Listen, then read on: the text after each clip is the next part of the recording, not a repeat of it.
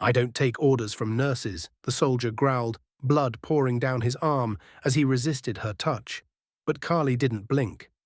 In the heat of combat, beneath the shredded canvas of the field tent, surrounded by screams and chaos, she pressed her hand harder against the wound. "Then bleed out," she said under her breath. "See if I care."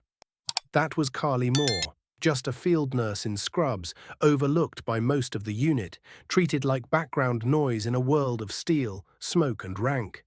No one expected much from her. She didn't bark orders or throw her weight around. She moved fast, worked harder and kept her head down.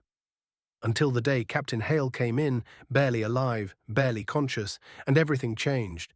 It was supposed to be a routine patrol. Then the ambush hit. The chopper landed hard, riddled with bullet holes, men dragging each other out, screaming for help. Among them was Hale, the Special Forces captain himself, grey-faced and bleeding out from a jagged gash across his ribs. The medics hesitated. Carly didn't. She climbed onto the gurney, elbowed past a stunned lieutenant, and shouted for supplies. No one moved fast enough, so she did it herself, stitched him up with shaking fingers, barked commands with a fury no one had seen in her before. When Hale came to, blinking through the haze of pain and meds, her face was the first thing he saw.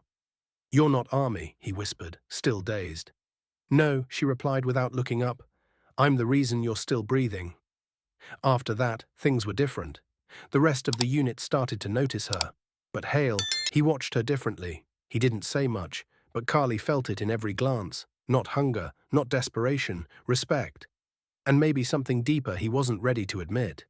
She patched him up again and again. He kept getting wounded, half joking it was just to see her. But Carly knew war didn't make room for romance. It crushed softness. All you could do was survive.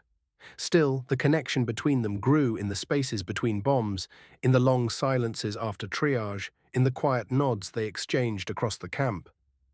Then came the boy, a child, no older than 10, brought in with burns across his chest, his face twisted in pain and terror. He wouldn't let go of Carly's arm. For hours, she stayed beside him, whispering through the screams, refusing to leave his side. When it was over, when the boy was stable, she stepped out of the tent, smoke-streaked, blood-smeared, exhausted, and found Hale waiting. "He lived," she murmured. Hale didn't say much. He didn't have to. The look in his eyes said everything. From that moment, the soldiers started calling her Sarge in scrubs. She laughed it off, but every time Hale said it, something in her healed. The day of the raid changed everything. There was an explosion, dust, debris, the sky on fire. 5 men were lost, and nearly Carly. She had gone into the blast zone to pull a wounded private out, ignoring protocol, crawling through wreckage with blood running into her eyes. Hale found her half buried, coughing, still trying to stabilize the boy. He carried them both out. That night, he paced outside the medic tent until she emerged, bandaged and bruised, but alive. "You could have died," he whispered. "So could you," she replied. Something broke open in that moment. He stepped closer. She didn't move away, and for the first time, they didn't fight the pull between them. They kissed, brief, breathless, like a promise. The war didn't stop, but something else started. Weeks passed. They worked side by side. The bond deepened, even if nothing was spoken out loud. Until one morning, Hale called the unit together for what everyone thought was a routine debrief.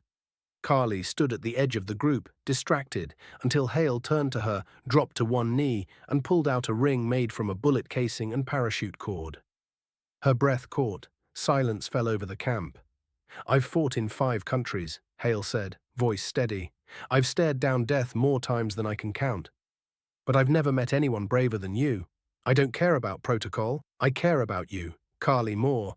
Will you marry me?" For a second, no one breathed.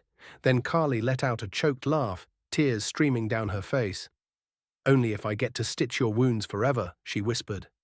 The unit erupted, cheers, whistles, stunned silence, breaking into applause. Hale stood, scooped her up in his arms, and the whole camp cheered like they were witnessing the end of a war. But it wasn't about the proposal, or the ring. It was about the moment the quietest person in the room, the one they all overlooked, became their hero. A woman in scrubs, no rank on her chest, but more heart than all of them combined. Before we finish this story, drop a comment and tell us, where in the world are you tuning in from?